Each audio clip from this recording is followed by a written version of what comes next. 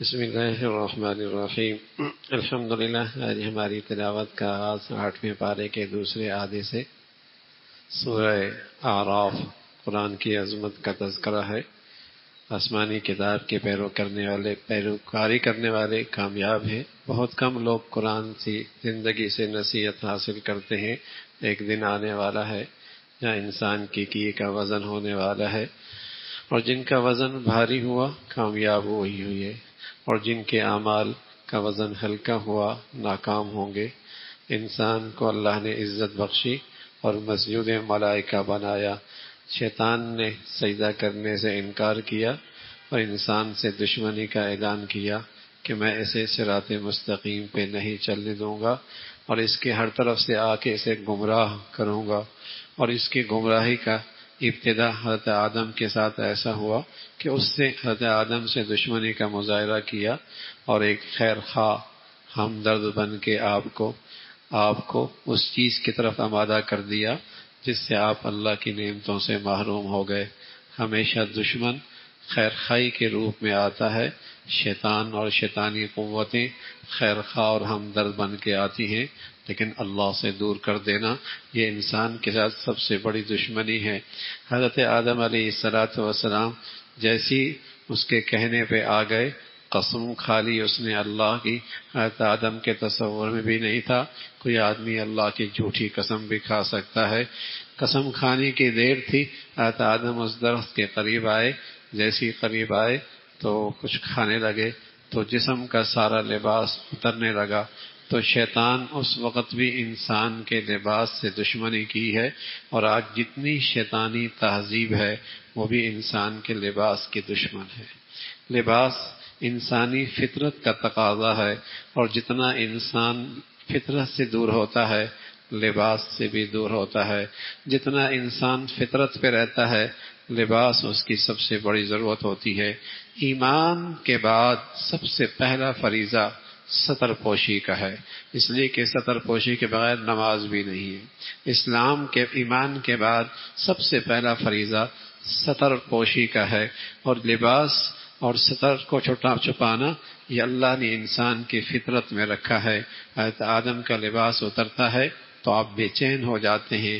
جنت کے درخت کے بڑے بڑے پتے اپنے جسم پہ رکھ لیتے ہیں کہیں ستر پوشی میں خلل نہ آئے، اور پھر اللہ کے دربار میں اللہ سے معافی مانگتے ہیں۔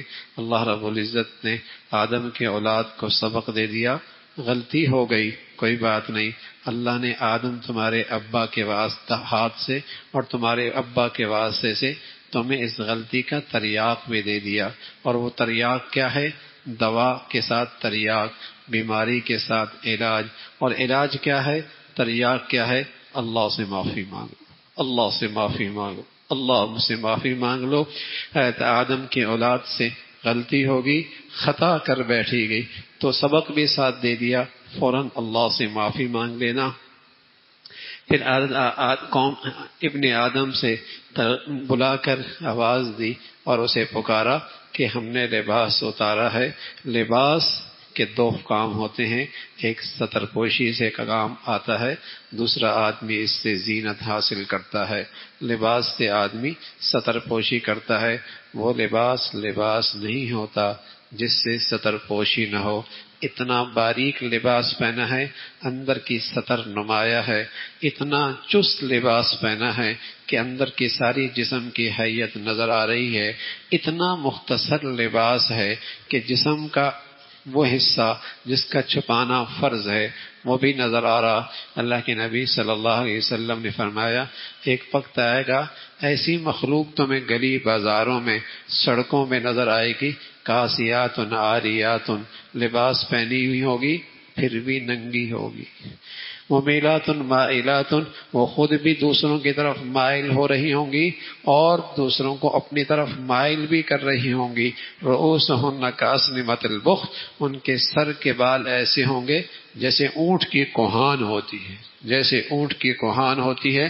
اللہ کے نبی نے فرمایا جنت کی خوشبو میلوں ہاں میل آ رہی ہوگی، لیکن یہ ایسی بدقسمت مخلوق ہوگی کہ جنت کی خوشبو بھی نہیں سونگھ پائیں گے، جنت کی خوشبو بھی نہیں سونگھ پائیں گے۔ تو وہ لباس نہیں، جس میں ستر پوشی نہ ہو. عورت کا پورا جسم ستر پوشی میں ہے سوائے ہاتھ اور پاؤں کے اور چہرے کے. ہاں پردہ الگ چیز ہے، ستر پوشی الگ چیز ہے. اس لیے کہ اس جسم کا کوئی حصہ اگر کھلا نماز نہیں ہوگی، بال کھلے نماز نہیں ہوگی، سینہ کھلا ہوا نماز نہیں ہوگی، گردن کھلی ہوئی نماز نہیں ہوگی، آستینیں چھوٹی ہیں نماز نہیں ہوگی. پورا جسم ستر پوشی ہے سوائے ہاتھ کے اور پاؤں کے اور چہرے کے. اس کے علاوہ نماز میں پورے جسم کا چھپانا فرض ہے. مرد کا ناف سے لے کر گھٹنوں تک یہ حصہ صدر پوشی میں ہے. لیکن ظاہر ہے باقی نماز کے اندر جب لباس پہنتے ہیں تو اتنا لباس پہننا تو فرض ہے. چڈی پہن کے نماز نہیں ہوتی، ایسی جینز پہن لی کہ اندر کی ساری حیت نظر آ رہی ہے، نماز نہیں ہوگی. اب تو نیا فیشن آ گیا کہ آدمی سجدے میں جاتا ہے، پیچھے سے جسم کا حصہ نظر آنے لگتا ہے، نماز گئی. ستر پوشی خراب ہو گئی اور ستر پوشی نہیں ہو رہی. تو لباس کا مقصد بتایا کہ لباس ستر پوشی کے لیے ہے، زینت حاصل کرنے کے لیے ہے. اور پھر خاص طور پہ تم اللہ کے دربار میں جب آؤ اور اس کے سامنے عبادت اور بندگی کے لیے آؤ، اچھا لباس پہن کے آؤ، صاف ستھرا لباس پہن کے آؤ. ہمارا اسلام اس سے نہیں کہتا کہ لباس اچھا نہ پہنو، اور اس سے نہیں منع کرتا کہ لذیذ کھانے نہ کھاؤ. ہاں اسلام صرف یہ کہتا ہے اسراف نہ کرو، اسراف نہ کرو، ریا نہ کرو، نام و نمود نہ کرو.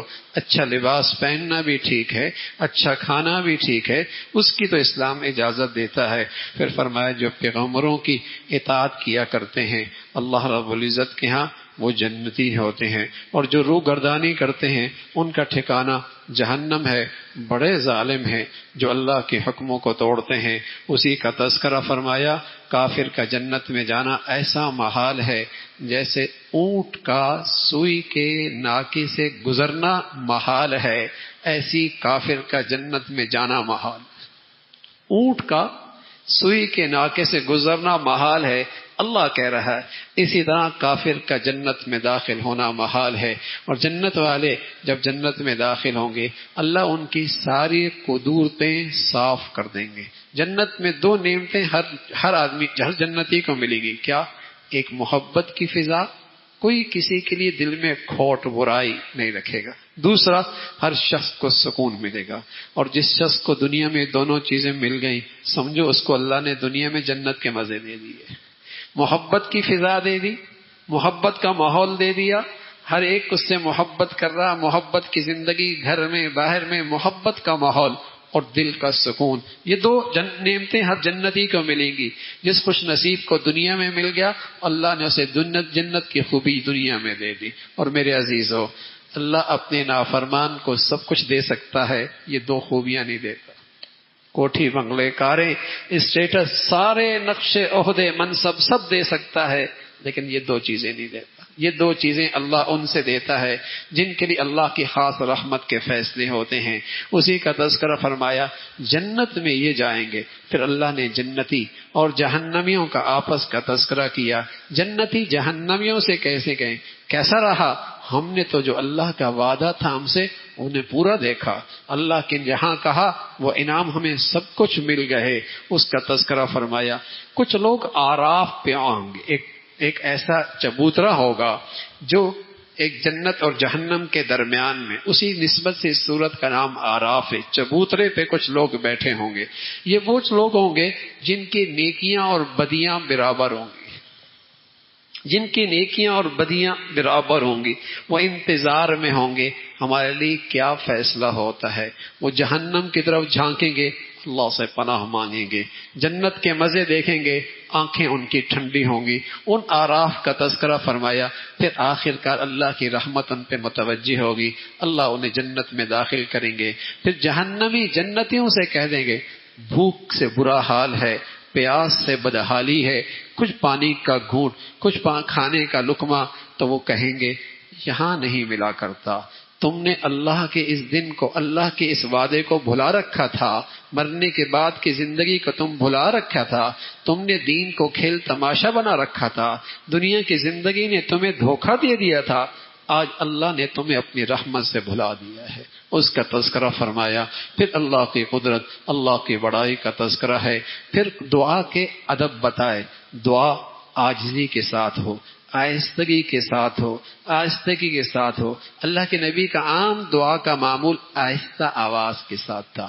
ہاں کبھی کوئی اجتماع ہوتا، بڑا مجمع ہوتا، کوئی خاص موقع ہوتا، پھر بآوازیں بلند آپ دعا کیا کرتے، ورنہ آپ کا عام معمول تھا دعا آہستہ، اور خاص طور پہ جب انفرادی دعا ہو، عاجزی ہو، گڑ گڑانا ہو، اور اس کے اندر انکساری کا مظاہرہ ہو۔ دعا کی قبولیت کے لیے یہ صفات، یہ خوبیاں زیادہ قریب ہیں۔ پھر حضرات انبیاء کا ایک طویل سلسلہ ہے، حضرت نوح کا تذکرہ ہے، حضرت ہود کا تذکرہ ہے، حضرت صالح کا تذکرہ ہے، حضرت شعیب کا تذکرہ ہے، یہ مختلف انبیاء کا تذکرہ ہے۔ ان کا واسطہ بھی ایسی لوگوں سے پڑا جو ان کے دشمن بن بیٹھے اور ان کی تعلیم اور تبلیغ کا انکار کرنے لگے۔ اللہ نے ان کا انجام کیا کیا؟ اللہ نے ان سرکشوں کو پکڑا، عبرت کا نشان بنایا۔ یہ اللہ نے اپنے نبی پیغمبر آخری محمد رسول اللہ کو تسلی دی، حوصلہ دیا کہ ہر نبی کے ساتھ اس قسم کے حالات آئے، لیکن پیغمبروں کی تعلیمات کا انکار کرنے والا آخر انجام اللہ کی پکڑ میں آئے، اس کا تذکرہ۔ پھر آپ کی زبان سے ماضی کے انبیاء کے تذکرے، یہ خود علامت ہے آپ اللہ کے سچے رسول ہیں کہ یہ سارے حالات ہم نے آپ کو وحی کے ذریعے بتائے۔ پھر حضرت شعیب علیہ السلام کا بھی تذکرہ کہ قوم شعیب اس کے وڈیرے اور سردار کہنے لگے آپ اپنی تعلیمات اور تبلیغ سے باز نہ آئے تو آپ کو بستی سے ہی نکال دیں گے۔ فرمایا جو تم چاہو کرنا کر لو۔ اللہ کی پکڑ آئی، اللہ نے اس قوم کو بھی ہلاک کر دیا۔ پھر حضرت موسیٰ علیہ السلام کا طویل تذکرہ ہے۔ حضرت موسیٰ علیہ السلام نے جب فرعون کو اور اس کے پیروکاروں کو اللہ کی طرف بلایا، اللہ کی وحدانیت اور توحید کی دعوت دی، تو کہنے لگے تمہیں تمہاری رسالت اور تم اللہ کے پیغمبر، کوئی معجزہ دکھاؤ۔ آپ نے معجزہ دکھایا، لاٹھی اژدہا بن گئی اور آپ نے ہاتھ کے ریبان سے نکالا، وہ چمکنے لگا، کہنے لگا بہت بڑا جادوگر ہے، بہت ہی بڑا جادوگر ہے۔ بجائے ماننے کے اور زیادہ مقابلے پہ آ گیا، مقابلہ طے ہو گیا، ایک میدان کے اندر مقابلہ ہے۔ کہاں جادوگر معجزے کا مقابلہ کر سکتے ہیں؟ اللہ کی شان۔ حضرت موسیٰ علیہ السلام کے مقابلے میں جب جادوگر آئے تو آپ کے اس اژدہا نے ان کے سارے رسیوں کے بنے ساموں کو نگل لیا۔ جب نگل لیا تو وہ جادوگر بہرحال اپنے فن میں ماہر تھے، فوراً سجدے میں گر گئے کہ ہم موسیٰ کے خدا پہ ایمان لے آئے، اس لیے کہ یہ جادوگر نہیں ہے، یہ کوئی اللہ کا فرستادہ، اللہ کا پیغمبر ہے۔ فرعون جسے کہیں کہ ہکا بکا رہ گیا اور اس نے ایک اعلان کر دیا کہ یہ تمہارا استاد، تم اس کے شاگرد، اور تمہارا یہ بنایا ہوا سب مکر ہے، میں تمہیں سولی پہ لٹکا دوں گا اور تمہیں میں قتل کر دوں گا اور دوسروں کے لیے عبرت کا نشان بنا دوں گا۔ اللہ ایمان کی حقیقت نصیب فرما دے۔ تو جادوگر کو اللہ نے اس لمحے ایسا ایمان دے دیا، کہنے لگے اے بھائی کیا کرے گا؟ سب سے بڑھ کر تو ہمیں مار ہی دے گا نا؟ تو کیا ہوا؟ ہم تو اپنے رب کے پاس واپس لوٹ کے جائیں گے، ہم تو اپنے رب کے پاس واپس لوٹ کے جائیں گے۔ جب ایمان کی حقیقت آ جاتی ہے پھر مرنا نہیں لگتا، بلکہ مرنا شفٹنگ لگتی ہے کہ سفر میں تھے گھر واپس چلے گئے، سفر میں تھے گھر واپس چلے گئے، ویرانے میں تھے آباد دنیا میں چلے گئے۔ پھر اللہ ایمان دے دے پھر موت نہیں لگتی، موت تحفہ لگتا ہے، موت تحفہ لگتا ہے، موت وہ پل لگتا ہے جس سے محب اپنے محبوب سے اسے پار کر کے ملاقات کرتا ہے۔ یہ خوبصورت زندگی ہے، پھر خوبصورت زندگی ہے، اس لیے خوف ختم ہو جایا کرتے ہیں، ڈر نکل جایا کرتے ہیں، خوف ختم ہو جایا کرتے ہیں۔ اللہ ایمان کی حقیقت نصیب فرما دے۔ جادوگروں نے کہہ دیا پھر یہ جادوگر اتنے جلدی ایمان لے کے کیسے آ گئے؟ دو قسم کے لوگ ہوتے ہیں، ایک وہ ہوتے ہیں جو ضدی ہوتے ہیں، ایک وہ ہوتے ہیں جو متکبر ہوتے ہیں، ایک وہ ہوتے ہیں جو عناد ہوتا ہے، انہیں کچھ بھی دکھا دو انہوں نے نہیں ماننا. اور ایک وہ طبقہ ہوتا ہے جو ضدی، تکبر، عناد نہیں ہوتا، بے خبر ہوتا ہے، بے خبر ہوتا ہے، لا علم ہوتا ہے، جاہل ہوتا ہے، اور جب اس کے سامنے حقیقت آ جائے وہ بہت جلدی حق کو قبول کر لیتا ہے، بہت جلدی حق کو قبول کر لیتا ہے. ضد بری چیز ہے، تکبر بڑی چیز ہے، عناد بری چیز ہے. اللہ کے نبی صلی اللہ علیہ وسلم کا جن بڑے بڑے قریش کے سرداروں سے واسطہ پڑا، مشرکین مکہ سے، وہ بے خبر نہیں تھے. وہ تو آپ کو ایسے جانتے تھے، آپ کی 40 سالہ زندگی اور آپ کا کردار، کریکٹر دیکھا تھا، لیکن چونکہ ضد تھی، تکبر تھا، غرور تھا کہ ایک عام سے آدمی جس کے ابا کا انتقال ہو گیا، ماں کا انتقال ہو گیا، گھر میں کھانے کوئی نہیں ہے، اور ہم سردار اور رئیس ہو کر اس کے پیچھے چلے. نہیں، یہ ہماری ناک کے خلاف ہے، یہ ہماری میں کے خلاف ہے، یہ ہماری انا کے خلاف ہے. ایسا نہیں ہو سکتا. تکبر رکاوٹ بنتا ہے. لیکن یہ چونکہ لا علم تھے فوراً ایمان لے کے آ گئے. اللہ رب العزت نے اس کے موسیٰ علیہ السلام کی قوم بنی اسرائیل کو نجات دی اس دشمن سے. لیکن یہ بھی بڑی عجیب قوم تھی، جب کبھی مانتی کبھی انکار، کبھی مانتی کبھی انکار کرتی. اس کا تذکرہ فرمایا. پھر فرعون پر بھی اللہ نے بار بار تنبیہ فرمائی اور ان پر عذاب بھی بھیجے. بس اوقات جہاں دیکھتے، جس پانی کو دیکھتے وہ خون بن جاتا، جس پانی کو دیکھتے وہاں ہر طرف جسے کہیں گے مینڈکیں بن جاتی. اور بس اوقات ایسی چیزیں اللہ نے بھیجی کہ ان کی ساری فصلیں تباہ ہو گئیں. جب کوئی ان پر برے حالات آتے کہتے موسیٰ کی وجہ سے آئے ہیں، اور جب کوئی حالات اچھے آتے کہتے ہماری محنت، ہماری سمجھداری، ہماری منصوبہ بندی، ہماری پلاننگ. پھر آخرکار موسیٰ علیہ السلام سے کہتے دعا کریں. آپ دعا کرتے لیکن ان کی سرکشی پھر بڑھ جاتی. اس کا تذکرہ فرمایا. پھر اللہ نے موسیٰ علیہ السلام کو اپنے پاس بلایا اور اپنے پاس بلا کر 40 دن تک ٹھہرایا. پھر تورات دی. اس کا تذکرہ فرمایا. آپ نے تورات اپنی قوم کے پاس، بنی اسرائیل کے پاس لے کے آئے. بنی اسرائیل بھی بہت جلدی بدکنے والی تھی، حالات سے بہت جلدی اثر لینے والی تھی. بچھڑے کی عبادت کرنے لگی، اللہ کی نافرمانی کرنے لگی، اللہ کی اطاعت سے روگردانی کرنے لگی. اس قوم کو بھی اللہ نے بندر اور بازوں کو بندر بنا دیا اور ایسا عذاب دیا کہ عبرت ناک عذاب دیا. اس کا تذکرہ فرمایا.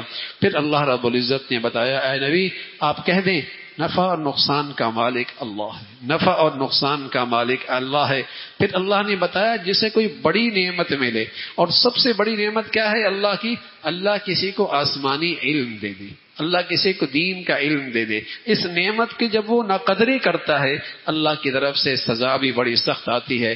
تو ایک شخص بلام بن باورہ ایک شخص تھا جو مفادات کی غرض سے اور مفادات کی خاطر اور دنیاوی مفادات کے لیے اللہ کی دی اس علم کو غلط استعمال کرنے لگا. تو اللہ نے اس کی زبان کتی کی طرح بنا دی اور وہ ہانپتے زندگی گزارنے لگا. اسی حال میں اس کی موت آئی. اس کا تذکرہ فرمایا اور توجہ دلائی کہ اللہ کی جب نعمت بڑی ہو تو اگر اس کی ناقدری کرو گے پھر اس کی سزا بھی بڑی سخت ہوتی ہے. اسی کا تذکرہ فرمایا.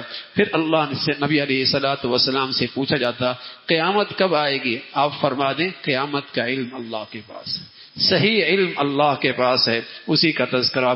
پھر فرمایا جب اللہ کوئی نعمت دیتا ہے، اللہ اولاد دیتا ہے، فوراً اسے غیر اللہ کی طرف منسوب کرتے ہیں. ان کی آنکھیں کانے سب کچھ ہیں لیکن سمجھتے نہیں، یہ تو اندھوں کی طرح ہیں. اس کا تذکرہ. پھر جو شخص متقی اور پرہیزگار ہوتا ہے اگر شیطان کہیں اسے کسی غلطی بھی مبتلا کر دے، تقوی کے نور کی برکت سے فوراً اسے ہوش آ جاتا ہے اور فوراً توبہ کر لیتا ہے اور فوراً چونک جاتا ہے کہ شیطان گمراہی میں ڈال رہا ہے. تو تقوی پرہیزگاری کی برکت سے آدمی گناہوں پہ اصرار نہیں کرتا. اس کا تذکرہ فرمایا. پھر آخر میں سورت کے آخر میں قرآن کی عظمت کا تذکرہ. قرآن پڑھا جائے، ادب سے سنا کرو، اہتمام سے سنا کرو. ظاہر ہے جو قرآن جتنا ادب اور عظمت کے ساتھ سنے گا اتنی اس کی برکتیں انوارات اس کو ملیں گی. اللہ رب العزت ہم سبھی کو قرآن کی عظمت، محبت، تلاوت کی توفیق نصیب فرمائے.